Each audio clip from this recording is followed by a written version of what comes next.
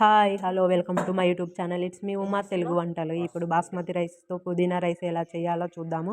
First basmati rice వండేసుకొని పక్కన పెట్టుకొని ఓ ప్లేట్లో చల్లార్చుకుంటూ, అందులో చల్లార్చే టైంలో కొంచెం 1 టీ స్పూన్ సాల్ట్, 2 టీ స్పూన్లంత పెప్పర్ పౌడర్, 1 టీ స్పూన్ ధనియా పౌడరు, కొంచెం 1/2 టీ స్పూన్ పసుపు ఇందులో వేసుకుంటే మంచి కలర్ కనిపిస్తూ ఉంటుంది. ఇప్పుడు దాంట్లో కొంచెం ఆ సాల్ట్ అవన్నీ మొత్తం కలిసిపోయేటట్టు పొరలు లేకుండా మంచిగా కలుపుకుంటూనే ఉండాలి. ఒక దగ్గర పొడిగా ఉండాలి రైస్. అలా అయినప్పుడే పర్ఫెక్ట్ వచ్చేస్తుంది.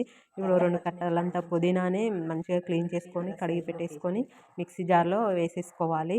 ఒక 4, 5 పచ్చిమిర్చి దాకా అందులో వేసుకొని చిన్న 2 అల్లం ముక్కలు వేసేసుకోవాలి. ఇప్పుడు అందులో 2, 3 అల్లం ముక్కలు లోపలికి వెళ్ళిపోయినాయి. అదే కాదు, అంత సైజు 2, 3 దాకా లోపలికి వెళ్ళిపోయినాయి. ఇప్పుడు ఆ అల్లం వేసుకొని దాన్ని మిక్సీ పట్టుకొని పక్కన పెట్టేసుకోవాలి. ఈ లోపల మనం ఒక కడాయి తీసుకొని ఇప్పుడు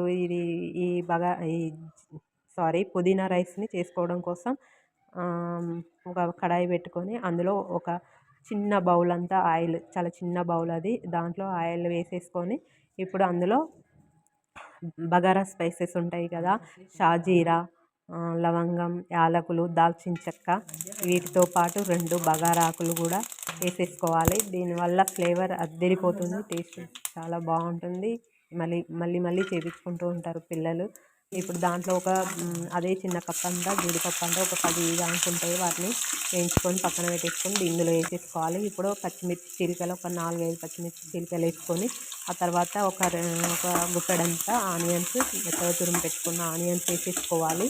వేసుకున్నాక బాగా కలుపుకొని కొంచెం క్యారెట్ ముక్కలు, ఒక క్యారెట్ సన్న పీసులుగా కట్ చేసుకొని క్యారెట్ ముక్కలు వేసుకోవాలి. కలర్ఫుల్గా చాలా బాగా కనిపిస్తుంది.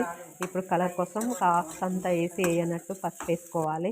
వేసుకొని దాన్ని మంచిగా కలబెట్టుకొని ఇప్పుడు మనం ఫస్ట్ చెప్పినట్టుగా పుదీనా ఆకు ఉంటుంది కదా, దాన్ని కూడా యాడ్ చేసుకోవాలి.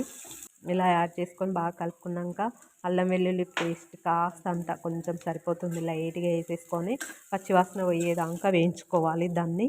అలా వేయించుకున్న దాంట్లో కొంచెం మనం ఫస్ట్ మిక్సీ పట్టుకున్న పుదీనా ఉంది కదా, పచ్చిమిర్చి పుదీనా, దాన్ని ఇందులో వేసేసుకొని మంచిగా ఉడికించుకోవాలి. ఇప్పుడు దాన్ని ఆ పచ్చివాసన పోయేదాకా ఉడికించుకోవాలి. అలా ఉడికించేటప్పుడు మంచి బిర్యానీ ఫ్లేవర్ వచ్చేస్తూ ఉంటుంది.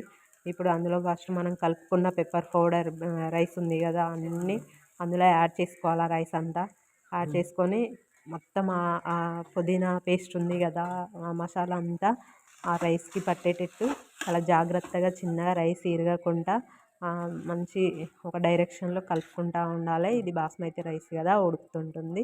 ఇప్పుడు ఇష్టమైతే సాస్లు వేసుకోవచ్చు, లేకపోతే లేదు. ఇది మా బాబు చేశాడు, నేను చేయలేదు ఈ రైస్, అందువల్ల వాడు సాస్ వేసుకున్నాడు. లైట్గా ఇప్పుడు స్ప్రింగ్ ఆనియన్స్ ఉంటాయి కదా, అవి కూడా కట్ చేసి వేసుకుంటే లుక్ బాగుంటుంది, టేస్ట్ బాగుంటుంది. ఇప్పుడు కాస్త కొత్తిమీర కూడా వేసేసుకోవాలి. ఇలా వేసుకున్నాక కాస్త కలుపుకొని ఏమైనా సాల్ట్ ఏమైనా పడుతుందో చూసుకొని సాల్ట్ అవసరమైతే యాడ్ చేసుకోండి, లేకపోతే లేదు. వేడిగా టేస్టీగా ఉండే పుదీనా రైస్ రెడీ. మీరు ఒకసారి ట్రై చేయండి, చాలా బాగుంటుంది taste. Please subscribe my channel, please subscribe, like and share. ఒకసారి ఈ రైస్ ట్రై చేసి కామెంట్లో పెట్టండి. Thank you for watching.